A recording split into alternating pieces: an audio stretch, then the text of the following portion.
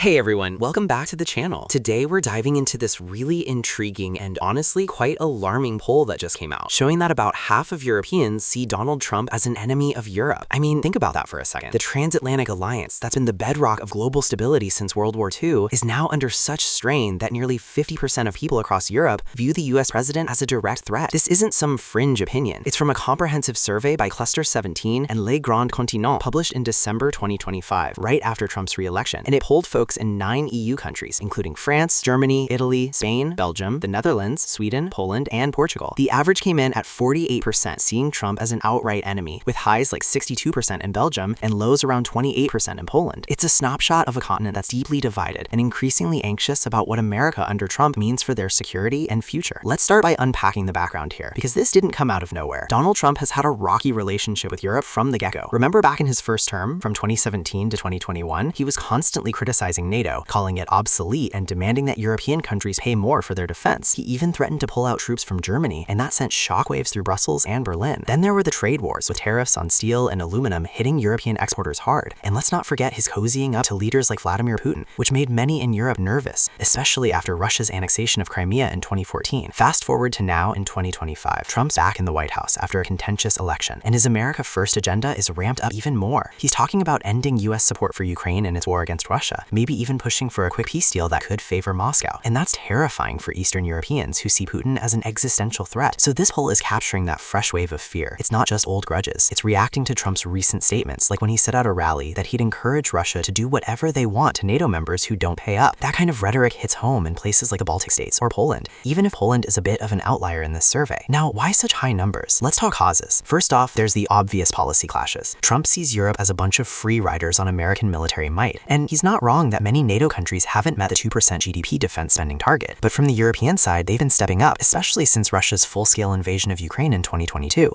Germany, for instance, has massively increased its military budget and is now one of the biggest supporters of Kiev. But Trump doesn't seem to acknowledge that. He paints Europe as weak and dependent, which breeds resentment. Then there's the cultural and ideological divide. Europe has moved towards progressive values on climate change, multiculturalism, and social welfare, while Trump's MAGA movement pushes nationalism, isolationism, and skepticism on global institutions like the EU or the Paris Agreement. Remember how he pulled out of the Iran nuclear deal that Europeans worked so hard on? That left them feeling betrayed and exposed to Middle Eastern instability. Another big cause is the media and information ecosystem in Europe. News outlets like The Guardian or Le Monde often portray Trump as a chaotic figure, a threat to democracy, especially after January 6, 2021, and his ongoing legal battles. That narrative has stuck, and with social media amplifying it, public opinion has soured. But here's a hidden angle not everyone talks about: the generational divide. Younger Europeans who grew up post-Cold War don't have the same gratitude towards America as their grandparents who remember D-Day or the Marshall Plan. For them, America under Trump represents bullying and unreliability. Plus, there's economic anxiety. Trump's threats of tariffs could hurt European car makers like Volkswagen or luxury goods exporters. And in a post-Brexit world where the UK is already detached from the EU, the continent feels more vulnerable. Now, effects of this poll and the sentiment it reveals are profound. On the transatlantic front, it could accelerate Europe's push for strategic autonomy. That's a buzzword in Brussels, meaning building their own defense capabilities, maybe even a European army. France under Macron has been championing this, and Germany is on board too. If half the population sees Trump as an enemy, why rely on the US for protection?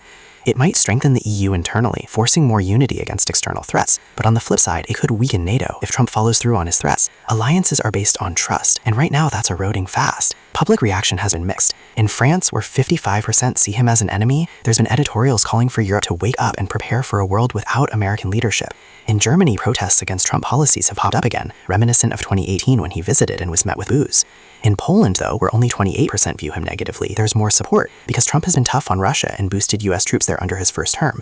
So it's not uniform across Europe, which highlights how national histories shape views. Like Poland's fear of Russian aggression makes them value any anti-Putin stance, even if it's from Trump.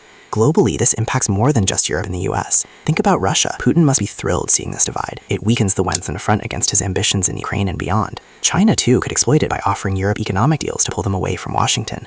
And for the Middle East, without strong US-EU coordination on issues like Iran or Israel-Palestine, things could get messier.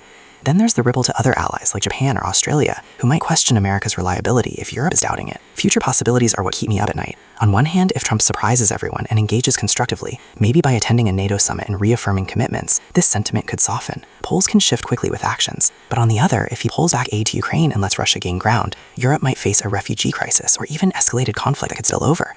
Imagine Sweden or Finland, newly in NATO, feeling abandoned. That could lead to a real fracture in the alliance, or push Europe to align more with other powers like India or Brazil for a multipolar world. Alternatively, this poll could be a wake-up call for the US, Democrats or moderates, to push back against isolationism. But with Trump in power for another term, it's uncertain. Emotionally, this all feels heavy, because the US and Europe share so much history, values, and family ties.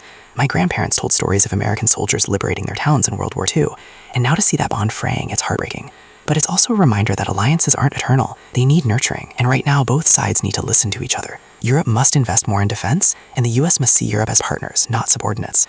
Ultimately, this poll isn't just numbers. It's a cry for stability in an unstable world. And as we watch how Trump navigates his second term, we'll see if this enemy perception becomes self-fulfilling, or if bridges can be rebuilt. Thanks for sticking with me through this analysis. If you have thoughts, drop them in the comments, and I'll see you in the next one. Take care.